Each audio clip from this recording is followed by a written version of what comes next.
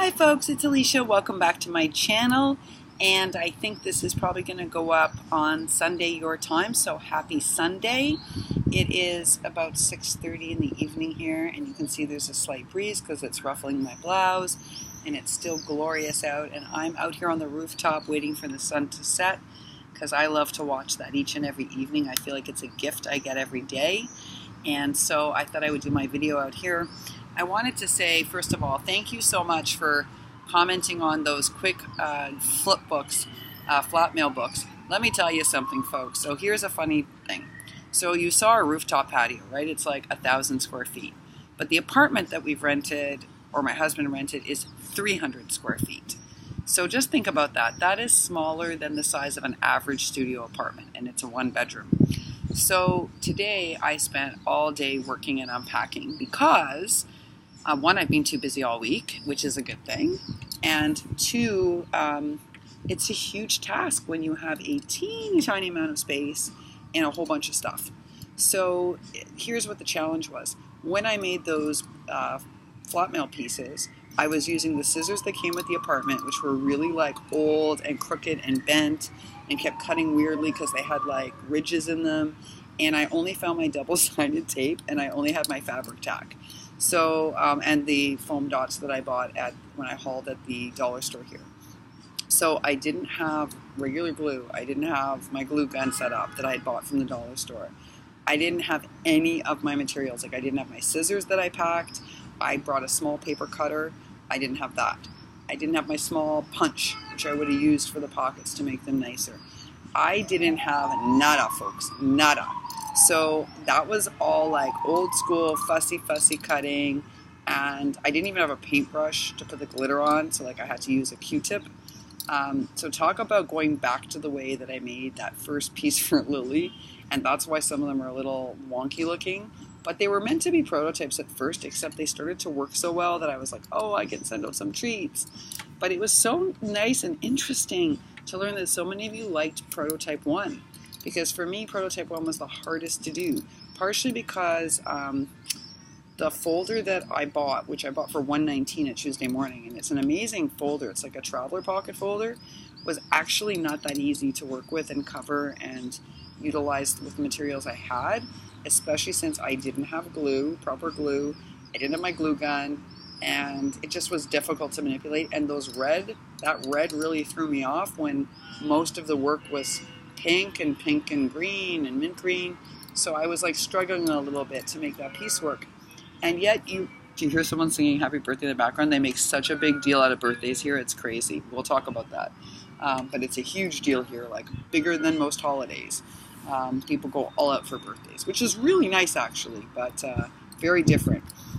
Anyway, so I didn't have my supply. So I decided that if I wanted to actually make stuff, like I have one swap that I've arranged while I'm here that I'm starting to work on, and I've been doing that mostly away from the house actually, and I don't want to get into why and what's been going on, but I'm doing something interesting for the first time. But if I really want to make, I'm going to have to like unpack the supplies I brought, organize them in such a way that they're usable each and every day, and I'm going to have to organize the materials that I've purchased. So what I did was I went and I bought a bunch of inexpensive bins from that dollar store for like $1 each, and they're big, and basically they're like those bins I used at home to organize my supplies, and I'm just getting everything organized, and I'm unpacking and I'm making it orderly so that from now on making will be like super okay, and I have access to the tools I did bring. Like I ordered the Tim Holtz mini stamp platform for this trip. Like I didn't even have the regular platform, but I got the mini travel one because I bought a bunch of stamps from Ellie that I brought on this trip, and I want to start incorporating stamping and hand coloring and all sorts of things, and I just needed to invest an entire day in setting up. So I'm not quite done yet. You know, it's funny, I just finished like a 2-week epic marathon of cleaning to organize a craft space for myself, and now I come here and I'm doing it all over again. But you know what, folks, it's going to be worth it, because from now on, I'm going to have access to my scissors and my punch, and I'll have glue ready, and my stuff won't be so wonky. But you guys were amazing, and thank you so much for giving me the feedback, because I do want to make a couple of more mails to send out, and I am going to send one to the hidden giveaway. So once the end of today finishes, I will give people a chance to sort of comment for, a good 24 hours because there is a time difference. And then I will enter everyone's name into the generator and announce the winner. And I will be sending out a Flatmail package full of goodies to that person.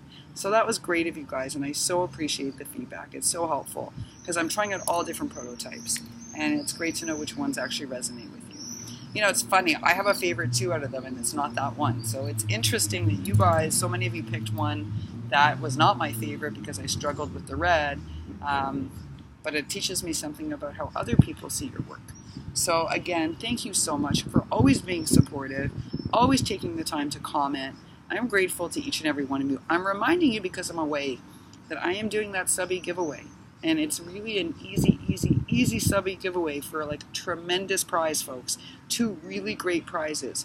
So I hope you guys are entering. I know there's tons of great craft hops going on.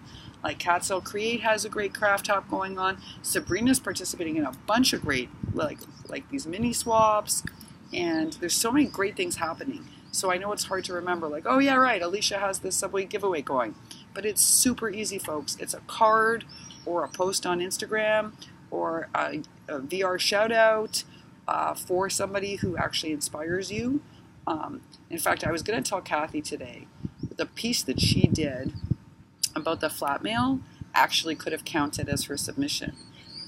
It's not that I'm the person that inspires her the most, but that project inspired her to now make all sorts of Flatmail. And that could have counted as her entry. So if she wants that to be her entry, I'm fine with that. So that's simple, folks. Either someone who inspired you or something on YouTube that inspired you to become a better maker. And it's really so easy. Or you can send a rack box to that person, or you can make a project and project share it and show us what you learned from that person. So many options, from something as easy as a post to a shout out to actually making something. So please participate. You have until the end of June. I really want you to rack up these prizes because they're awesome. Wow, there's planes flying overhead as the sun sets. It's pretty amazing.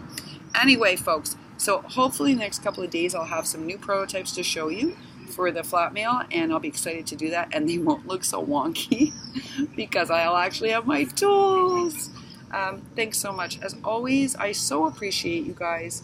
If I don't say it often enough, I'm sorry, because I really do. You're wonderful, and you're an amazing community, and I feel blessed each and every day, actually, to be part of this. And I feel so fortunate that you want to share in this amazing journey, too. So thank you so much. Bye for now.